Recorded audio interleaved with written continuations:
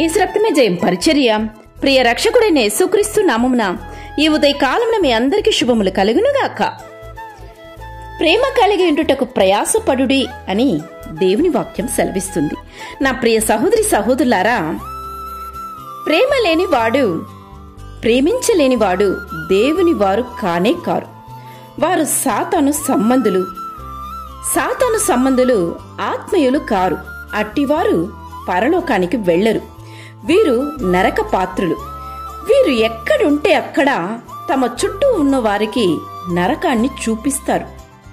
ఇట్టి స్థితిలో ఉంటే ఒకవేళ నీ హృదయం ఈ యొక్క అలవాటులతో ఉన్నట్లయితే ఈ సందేశం విన్న తర్వాత నిన్ను నీవు సరిచేసుకో. నా సహోదరి సహోదరులారా, ప్రేమ కలిగి జీవించడానికి, ప్రేమించడానికి ప్రయత్నించండి. సొంత గృహంలో ప్రేమను పంచని సేవకుడైనా బోధకుడైనా ఎంత ఆత్మీయుడైనా సరే క్రైస్తుడు వ్యర్థుడు.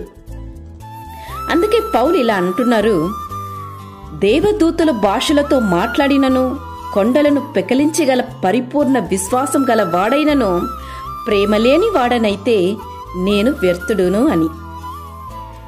నీ జీవిత భాగస్వామిని గూర్చి ఆలోచించని, పట్టించుకొని ప్రేమించని భర్త కాని భార్య కాని దేవుని దృష్టిలో నేరస్తులు. దేవుడు నీకిచ్చిన జీవిత భాగస్వామిని గూర్చి ఖచ్చితంగా దేవుడు నీకు లెక్క అడుగుతారు.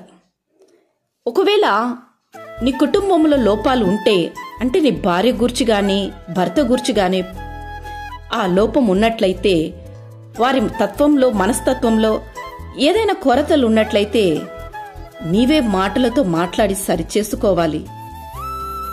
నీవు దేవునికి అప్పచెప్పాలే తప్ప ఇతరులకు వారి గూర్చి, వారిలో ఉంటున్న కొరతలను, లోపాలను ఇతరులకు చెప్పి వారిని లోకు చెయ్యకూడదు. వారిలో ఉంటున్న లోపాలని ఎత్తి చూపించకూడదు. అలా నీవు చూపించినప్పుడు నీ కుటుంబము అల్లకొల్లముగా మారిపోతుంది.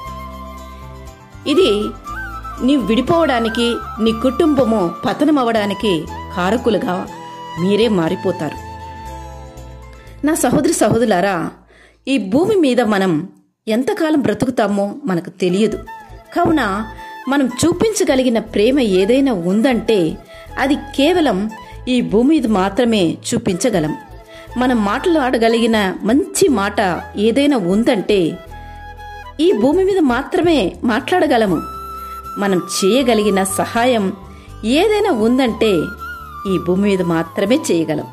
ఒక్కసారి మనం కన్ను మూసిన తర్వాత, మరణించిన తర్వాత మరలా ఈ భూమి మీద రానే రాలేం. కావున వ్యర్థమైన కోపతాపాలు, గొడవలు, మనస్తాపాలు విడిచిపెట్టండి. క్రీస్తు ప్రేమతో కుటుంబాన్ని కట్టుకోండి. ఈ సందేశం విన్న తర్వాత కుటుంబంలో కలతలతో భార్యాభర్తలుగా విడిపోయి ఉన్నవారు మీలో ఎవరైనా ఉంటే దయచేసి భార్యాభర్తలు కలిసి మాట్లాడుకొని సమాధాన పడండి. దేవుడు మిమ్మల్ని ఆశీర్వదిస్తారు. కుటుంబం అన్నది ఒక సంతోషమైన నిలయం కావాలి. జీవితంలో జీవించమని దేవుడు ఆశిస్తున్నారు. ఇటువంటి సంతోషకరమైన జీవితం మళ్ళీ మనము ఆశించిన, మరణించిన తర్వాత ఆశించలేం. కనుక మనము ఈ జీవితం ప్రాణంతో ఉన్నప్పుడే జీవించాలి. ప్రేమ దీర్ఘకాలమును సహించును. ప్రేమ మాటల్లో, క్రియల్లో చూపించును. ప్రేమలో మత్సరము కనిపించదు. ప్రేమ దంభముగా, అంటే గర్వముగా ప్రవర్తించదు. ప్రేమ ఉప్పొంగదు, ఎగిరిపడదు. ప్రేమ అమర్యాదగా మాట్లాడదు, ప్రవర్తించదు. ప్రేమ స్వార్థానికి తావివ్వదు. ప్రేమ తొందరపడి నోరు జారదు, కోపపడదు. కనుక కోపపడి నీ భార్యను, నీ భర్తను ఒకవేళ నువ్వు విడనాడి స్థితిలో ఉన్నట్లయితే ఇప్పుడే నీ తప్పును సరిదిద్దుకొని క్షమాపణ కోరి మళ్ళీ నీ భర్తతోనో నీ భార్యతోనో మళ్ళీ మీరు కలిసి బ్రతకడానికి ప్రయత్నించు.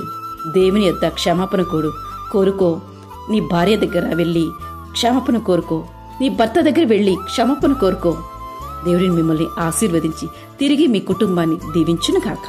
ఆమేన్. యేసు రక్తమే జయం పరిచర్యలో మీ సహోదరి. God bless you.